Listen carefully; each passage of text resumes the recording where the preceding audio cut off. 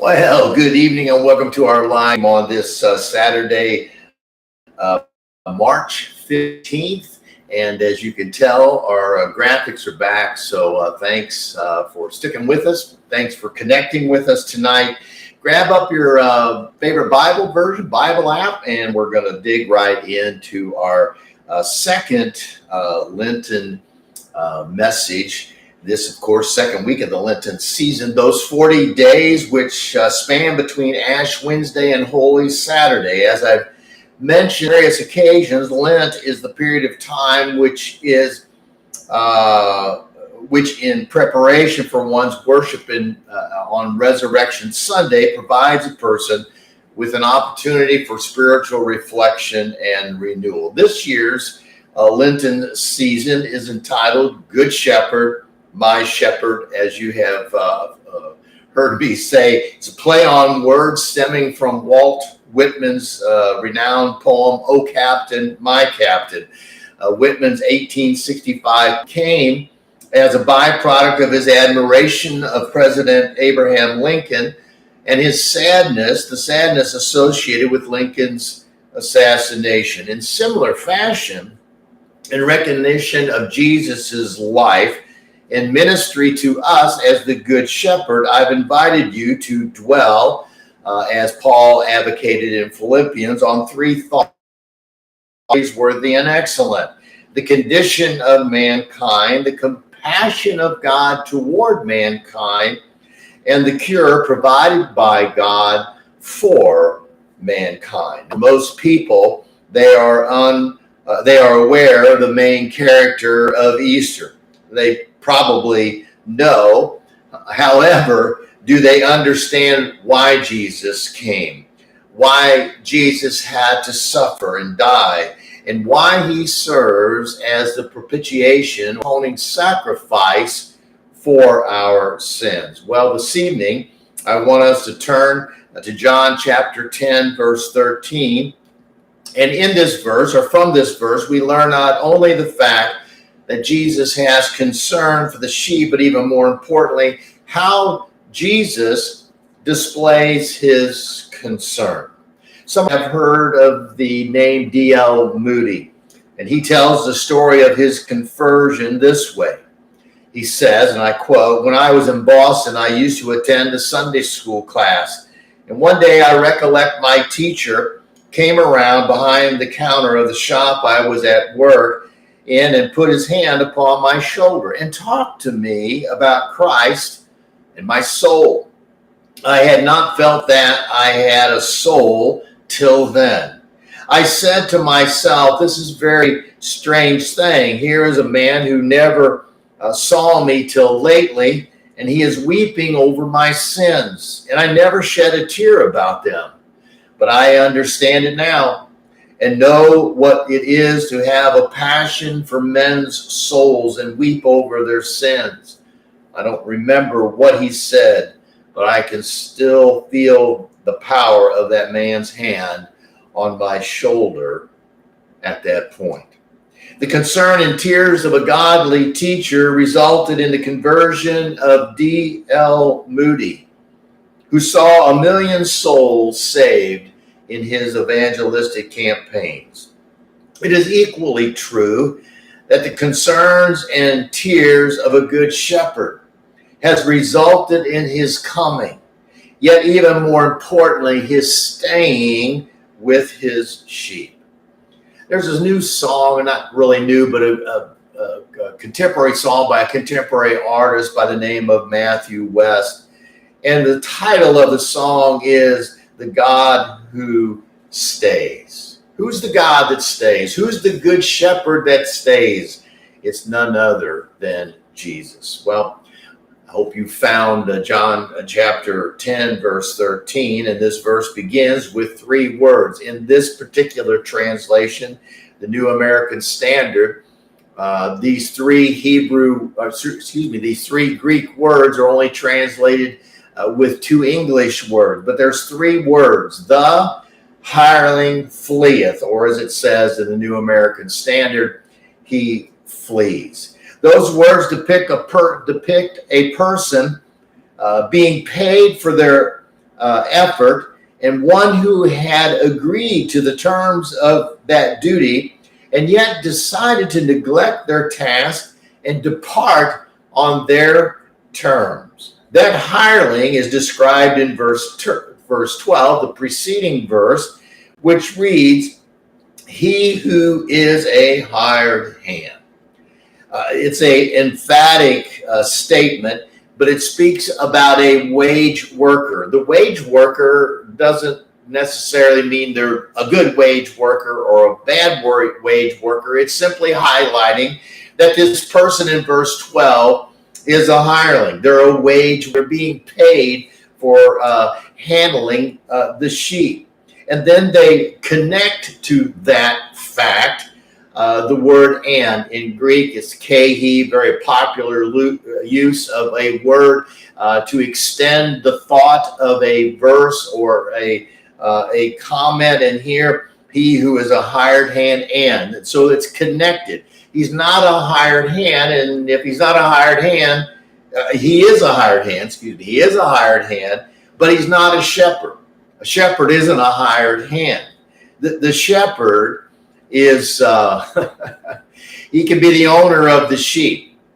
And so we see then that this hired hand is emphatically, absolutely a shepherd. So there's a demarcation between a person who is a hireling and the person who is the owner.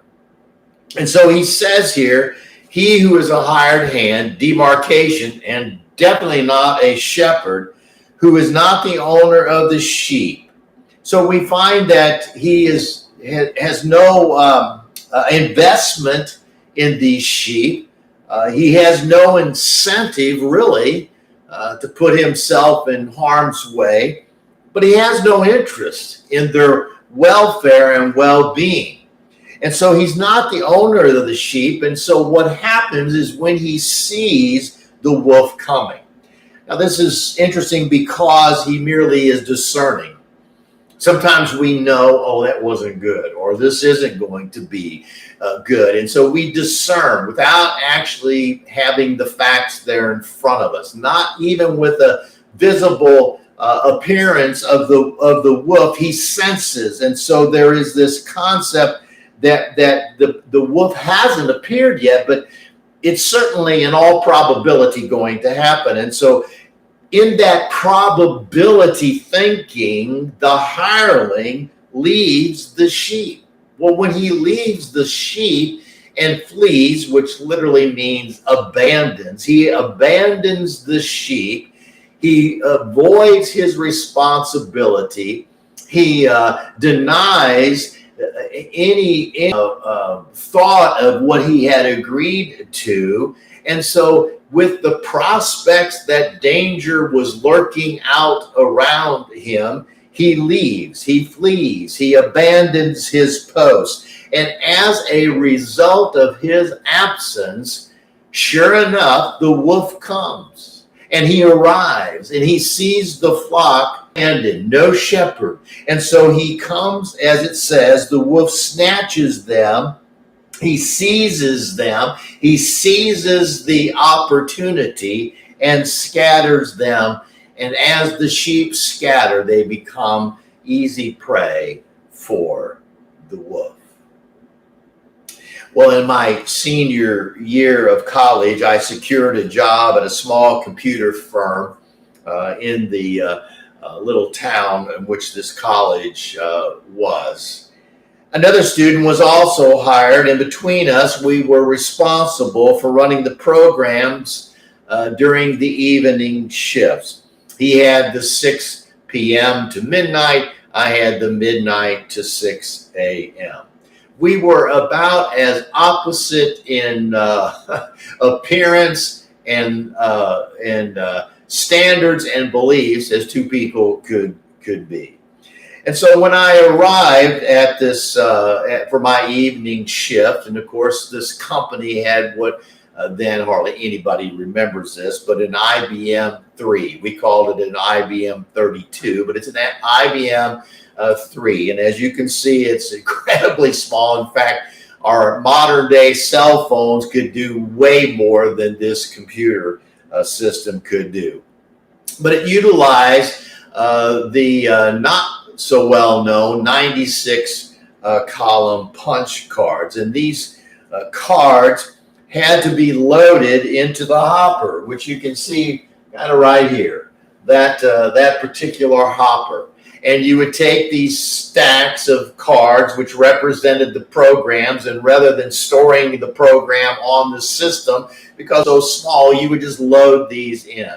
And they had to run through. If there was a bent card, it would stop. You have to find the bent card, retype it, and start all over. So all of that was important and necessary. And so when I showed up on this one particular evening, when I walked into the computer room, I saw these small 96 column punch cards littered all over the floor. And that first shift worker, the one that was responsible to get everything started from 6 p.m. to midnight, well, he already had his coat on and was ready to walk out the door. Wasn't a happy camper in those moments, and neither was the office or the computer director, Joanne, because when she arrived in the morning, I had to pick up all those cards, dusty floor, wipe them off, get them back in order. Just wasn't a good time, but it epitomizes how the hireling versus the shepherd looks at their task. The hireling is aware of the impending danger because he's not committed to the sheep, but he is always viewing the horizon for the appearance of evil. The hireling abandons his duty when he senses that things are going to be dangerous or difficult, and the hireling then allows the sheep, because he abandons them, to be devoured. He leaves them at the disposal of the wolf, who will eventually find this flock that is unguarded. Therefore, verse 12 establishes the reference point of verse 13's, the hireling fleeth. The hireling's cowardice creates a costly conclusion to the chore in which he was charged. We move then to verse 13. That hireling flees because he is a hired hand.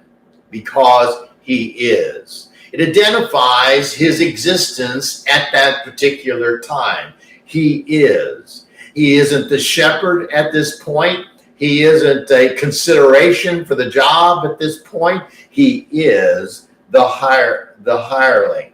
And that hireling, as I mentioned, this wage worker, and we see this this Greek word that continued, the continuum for the storyline.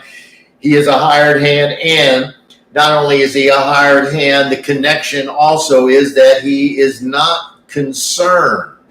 He's not concerned. And this is third person, so it's one person looking at that hireling and describing them, depicting them as someone who doesn't care about the sheep. He's not concerned. Interesting word, because this Greek word only appears in the New Testament 10 times. And so this use of the word is heightened simply because it's a rare occasion that it's utilized. But what we see is that the hired hand, the hireling, because he's a hireling, is not concerned about the sheep, about the very thing he was hired to protect. Well, what the shepherd does, and this is the introduction into the fact that Jesus has come, but Jesus stays as the good shepherd. What the shepherd does isn't for popularity or a position or power or prestige or even pay. What he does and why he does it is based on the very fact that he is the shepherd, and he has genuine godly concern for the sheep. In your sermon guide, you see Proverbs 18, which says there are friends who are pretend friends, but there is a friend who sticks closer than a brother. My brother and I, even though there's a large gap in our age, are extremely close. In fact, nearly every single week we call each other and talk at least an hour.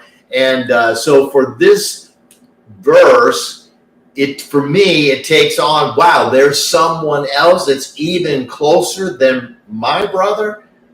Maybe you have someone earthly, someone human that you're close to. What it's referring to is we have a Savior. We have a good shepherd that's closer than any other human relationship. It is what we refer to as a concerned Christ. Because of his concern, as the good shepherd, Jesus stays regardless of the threat. So Jesus came, Jesus stays, Jesus is concerned as the good shepherd. Well, how does he show his concern? Well, he stays regardless of the threat. Two siblings were playing, and one was annoyed by the other's action and attitude, and thus they blurted out, "I'm going to tell Mom," thinking that threat would correct the situation. And so begins the common tactic of life for using threats to manipulate people. Well, if you don't get this project completed by the end of the day, you're fired. Threats to manipulate people. Well, if you really love me, you do what I ask. Threats to manipulate people. Or kind of like what the disciples used with Jesus in order to motivate and manipulate him. We find the story in Mark chapter 4. They were out on the Sea of Galilee. Jesus was asleep in the stern, and a great storm appeared, and the winds and the wave, and it was just more than these fishermen and disciples could handle. And so they find Jesus back here in the stern, sleeping as if nothing bothered him, but what bothered them was that he wasn't concerned about them. And so they say, when they woke him, "Teacher, do you not care?" There's that word Milo again that says, you're not concerned that we're perishing? Now, what we find is that Jesus was right there in the boat with them. Jesus was with them. They neglected to understand when Jesus is with you, Jesus is with you. Jesus was fully aware of the wind and the waves, all of those things that were outside of their vessel. And Jesus reassured them by not only his calm, but his concern. How does the good shepherd show his concern for the sheep? Well, he stays regardless of the threat. Second of all, he shows his concern for the sheep regardless of the tendency.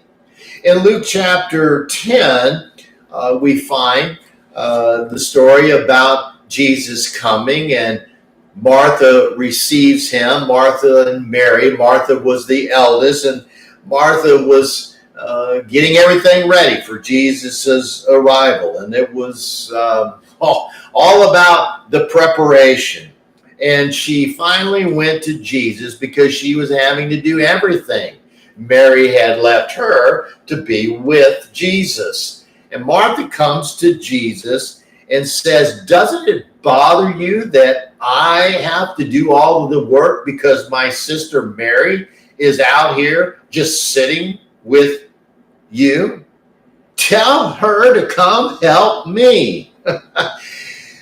Oh, the Lord answers and says, Martha, Martha, you are worried and upset about so many things.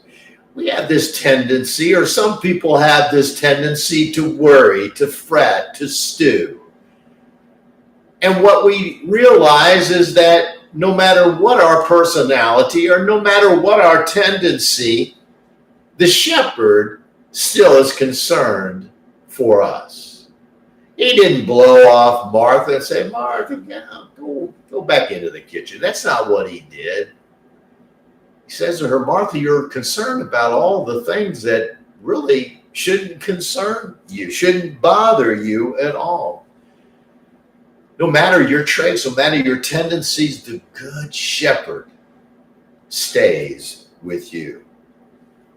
Thirdly, he shows his concern because no matter what, regardless of anything, especially time, he stays. You've heard me use this reference that there are EG people all around us, people that have extra grace required.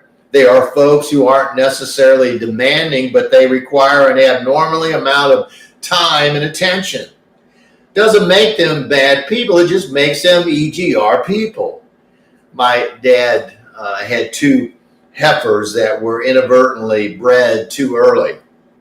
And when they calved, they wound up, both of them, within a day or so, had wound up birthing their calves, and they were paralyzed. Dad didn't want to mess with it. So he says to me, call Calvin Weiss. We use Calvin to transport animals such as this that were of no value to us as registered polled Herefords to market. Well, I took a chance. And I asked Dad how much he wanted for them, and the price was right, and so I bought them. And over the next few weeks, I had to water them. They were outside in the field, just both of them laying pretty close to one another, but I had to transport buckets of water. I had to bring feed to them throughout the day. And so I even had to milk them, and then take their milk and give that milk to their calves. It required a lot of time and effort, but ultimately it paid great dividends in the day where they started to get back up. I believe there are occasions when you and I require God's patience. Let me say that again. I know there are occasions when you and I require God's patience, but also his power and presence to get us through life's situations and become well again. Peter wrote, we remember Simon Peter, right? It took Jesus quite a while to get him to a place where he became Peter the Rock. Peter writes, humble yourselves, therefore, under the mighty hand of God, that in due time he may exalt you. How do we know that the Good Shepherd is concerned about us?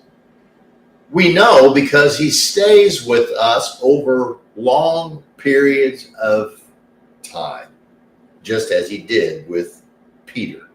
Cast all your anxieties on him. He's right there, in case you weren't aware. Fred knew the value of patience.